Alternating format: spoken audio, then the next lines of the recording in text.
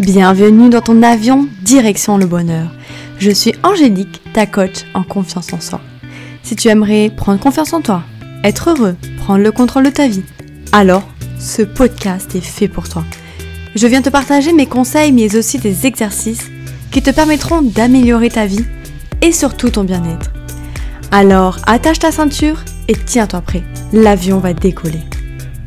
Que ne faut-il pas faire pour avoir confiance en soi ? Eh bien, c'est le sujet du jour.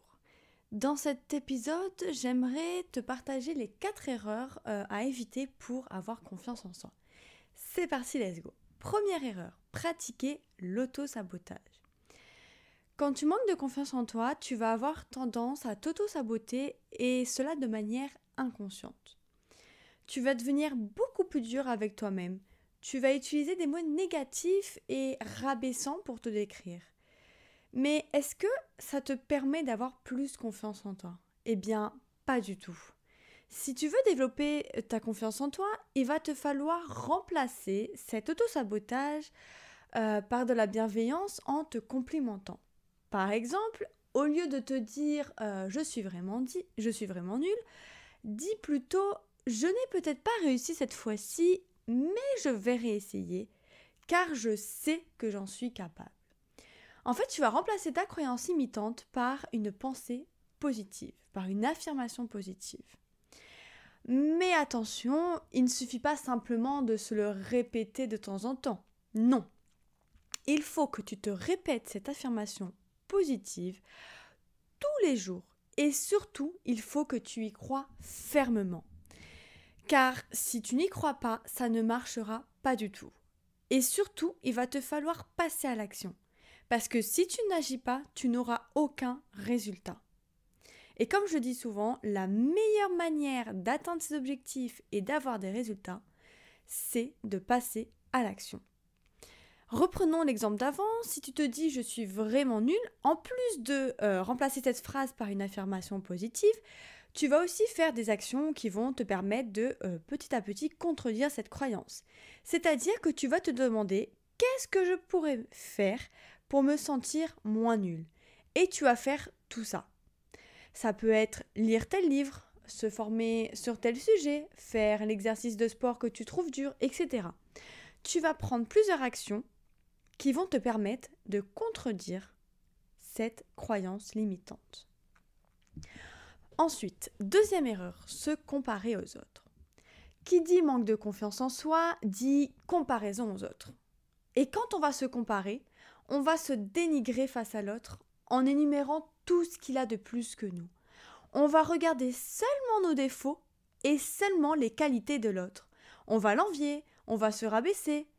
Mais j'ai un petit rappel à te faire. On a tous des défauts et j'insiste, on a tous des défauts et des qualités. On n'a pas soit des défauts, soit des qualités. Non. On a des défauts et des qualités. Tout le monde.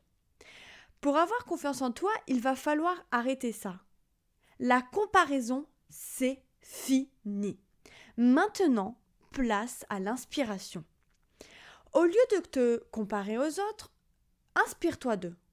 Par exemple, si une personne a le corps que tu souhaites, au lieu de te dire « Oh là là, regarde-moi ça, comme je suis plus grosse qu'elle, ça va pas du tout, elle est magnifique et moi pas du tout », au lieu de faire ça, demande-toi plutôt comment elle a fait pour obtenir ce corps.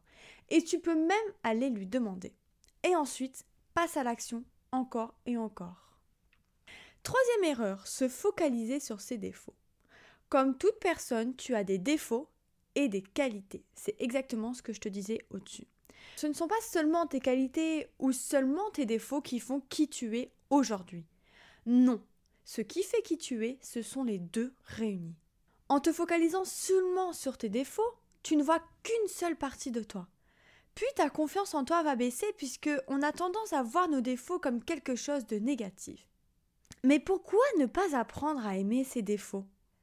Car, je vais le répéter, mais comme je te le disais plus haut, tu as des qualités et des défauts comme tout le monde. Donc, ton défi que je te lance maintenant, c'est d'apprendre à danser avec les deux.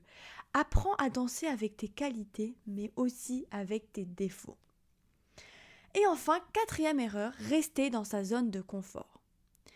Le manque de confiance en soi va nous empêcher de sortir de sa zone de confort par peur. Par peur de l'échec, par peur de la critique, par peur de ne pas réussir, etc. Mais au final, est-ce que rester dans sa zone de confort nous permet d'avoir confiance en soi ? Ne serait-ce pas plutôt de sortir de sa zone de confort qui nous donnerait confiance en soi ? Et oui, puisqu'en sortant de ta zone de confort, tu vas affronter tes peurs, tu vas tout simplement oser. Et c'est en osant que tu vas te rendre compte que tu es bien plus capable que ce que tu penses. Et que tu vas par la même occasion augmenter ta confiance en toi. Et je ne te le répéterai jamais assez, l'action est ta meilleure amie. Donc, en conclusion, il y a 4 grandes erreurs à éviter pour avoir confiance en toi. Voici ces 4 erreurs. L'auto-sabotage, la comparaison, le fait de se focaliser sur ses défauts et rester dans sa zone de confort. Voici les 4 choses à éviter absolument. Si tu souhaites développer ta confiance en toi et reprendre le contrôle de ta vie, alors tu peux réserver ta séance gratuite, je te mettrai le lien dans la description, pour qu'on en discute. Ou tu peux aussi m'envoyer un message privé sur Instagram, et je te mettrai aussi le lien de mon Instagram. Donc voilà, à toi qui m'as écouté, je te remercie infiniment de m'avoir accordé de ton temps. J'espère vraiment que cet épisode t'aura plu, qu'il t'aura apporté des conseils. Et d'ailleurs, n'hésite surtout pas à laisser un avis sur ta plateforme d'écoute et à partager mon podcast autour de toi.